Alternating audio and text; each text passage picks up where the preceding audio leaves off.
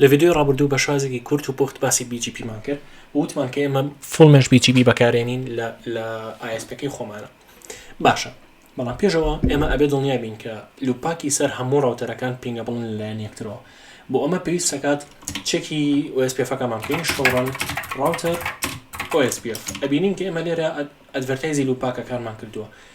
لێرە شۆڕکەتێکەیە لە سکرت CRT-ە بۆ ئەوەی کە ئەم ئیشە بۆ ئێمە کورتکاتەوە بیکەن بۆ all session، پاشان ئەم کۆماندە ئەلێرەیە بینێرن بۆ هەمووی، پاشان بووی بیبینن کە لە هەمیە XR2 بەزەبت لوپاکی سفر لوپاکی سفر لوپاکی سفر لوپاکی سفر. ئۆکێ بیوتیفول. سو ئێمە لێرەیە ئەگەر بڵین پینگ بۆ 0.1 پینگە بڵە 2 پینگە بڵە 3 پینگە بڵە 4 5. سو هەموو شتەکان مەزبوطە. ئێمە لێرە دەسەکەین بە کۆنفیگەرکردنی BGP-ەکەمان. باشە، بۆ ئەم مەبەستە BGP پێویست دەکات ئەیەسێک دیاری بکەین. ئەیەسی سەدا ئەنین. باشە، ئەیەسی سە هەلێرەیە بینووسن بۆ ئەوەی کە شتەکە لەبەر چاومانە بێت. ئێمە ئێستا دەسەکەین بە کۆنفیگەرکردنی BGP. باشە، کۆنفیگەر تێرمینەڵ router BGP چەند 100 چکە بە دوای ئۆتۆنۆمەس نمبەرەکەیەت. پاشان router ID BGP router ID بە باشترین پراکتیس بۆ ئێرە ئەمەیە کە هەمان لوپاک ئینتەرفەیسەکە بەکاربێنیتەوە. لەبەرەوەی ئێمە ژەڵین 10.1. باشە، ئەدرس فامily IP version for Unica کە گەیشتین MPLS لە گرنگی کۆماندی ئەدرس فامily تێگەین ئەلێرە. پاشان نەیبەرەکانمان دیاریەکەین. نەیبەرەکانمان چییە؟ نەیبەرەکانمان هەمان ئەم IP-ەیە بەڵام لە دووە دەست پێ دەکات. باشە، ئەدرس فامily IP version for Unica. ئۆکەی، لێرە پێویستەکە چی بکەین؟ لێرە پێویستەکە کۆمەڵە شت هەیە کە دواتر یینەوە سەری. بۆ نمونە ڕاوت پۆلیسیەکەی، بۆ نمونە لێرە بۆ نمونە ئەدڤەرتایزی پریفیکسەکەی، زۆر شت هەیە کە لێرە لە ئەدرس فاملیەکەی ئەتوانی بیکەی. بەڵام لە هەمووی گرنگتر ئەگەر بیتە دەرەوە لێرەیە کۆمەڵێشتی ترمان هەیە، کۆمەڵی ترمان هەیە کە پەیوەندی بە پارەن BGP کۆنێکشنەکانەوە هەیە. ئۆکەی، لێرەیە ریمۆت دیاری ئەکەی، ریمۆت AS-ەکە و باشە. ئێمە وتمان لە IBGP-ە ریمۆت تۆ IBGP نێوەنگیرە، واتە تۆ وەکو IGP وەکو OSP و RIP و ISIS IBGPش لە ناومە نێتۆرکە ئیشەکە. بەڵام ئەی ریمۆت AS چی بەکارێنیت؟ هەمان AS ئەو کاتە تێگا کە ئەم BGP-ە بۆ BGP IGP بەکارێت، واتە بۆ IBGP بەکارێت، بۆ Internal Border Gateway Protocol بەکارێت. باشە، ئەبەم شێوەیە ئەپدەیتێکمان هەیە، ئەپدەیت سۆرس لوپاکی سفر. ئەمە بێ بەکاری بێنین چونکە بۆ ئەوەی کە دڵنیا بێتەوە BGP کۆنێکشنەکە و نێبەرشبەکە لەسەر لوپاکەکە دروست ئەکرێت. ئۆکەی، ستێنە دەرەوە show change difference. ئۆکەی، ئەمە کۆنفیگریشنی BGP بۆ XR1. باشە، بۆ تێست سەرەتا بەس لەگەڵ ڕاوتەری دووە ئێمە ئەم نێبەرشبە دروستەکەین کەواتە هەمان کۆنفیگریشن کۆپیەکەیت بۆ ئێرە کۆنەفتی.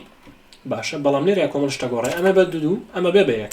تۆ لە ڕاوتەری دوای لە XR دوای لێرەیە ئەبێت XR2 کە لوپاکەکەی 72 10.72 هەمان BGP router ID بۆ دابنی نەیبەرەکەی ئەبێ بە یەک. باشە، ریمۆت AS-ەکەی هەمان ریمۆت AS چکەمە IGP-ە ئەپدەیت سۆسەکە و لوپاکی سفرە ئەدرس فاملیەکەشت IP version 4. ئۆکەی، show commit changes difference dot commit. لێرەشە بە هەمان شێوە commit. ئۆکەی، ڤێریفایەکەین بە بەکارهێنانی دوو show BGP summary idle ئەبێت کەمێک چاوەڕێ بکەین تاوەکو بزەڵێت ئێستا کۆنێکشنەکەمان ئەپە. باشە، کۆنێکشنەکەمان ئەپ و هیچ کێشەیەشی نییە. ئێستا یینەوە سەر هەمان کۆنفیگریشن بێنن دایبنێ ئەم جارە بۆ نەیبەری چەند نەیبەرێکی دائنین. باشە، ئەمە بێت سەریکە. ئەمە لە پایتنیشە ئیندنتیشنمان هەیە، ئەبێ ئەگاداری ئیندنتیشنانە بی چەند دانا پەڕێنی، ئەبێت دوو دانە بپەڕێنی بۆ ئەوەی کە بێتەوە هەمان کۆنفیگریشن فیسی نەیبەرشێت. ئۆکەی، لێرەیە ئەمە بێ بە 3 چۆ بۆ دوو هەمانە، ئەمە بێ بە 4 دانەی تر دائنین. باشە، بەڵام ئەمە لێرەیە بیرمان نەچێکە نیشانەیەکی سەر سوورمانە پاشان نەیبەرشپی 5. beautiful. Let's apply. show commit change the difference.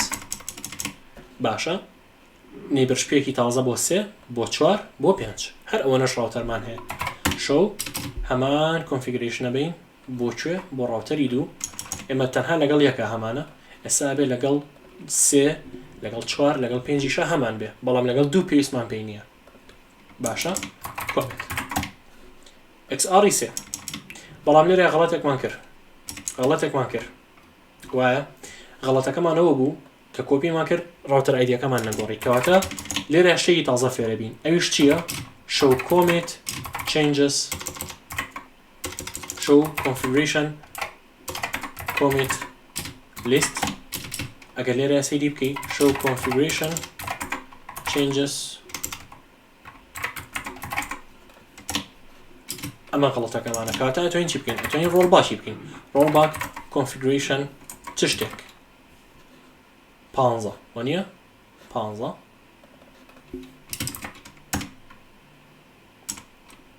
باش ئێستا شەیەکی show run router BGP بەڵێ ڕاوتەر ئایدیەکەمان بۆ تۆ بەدوو ئەم جارە بە وریاییەوە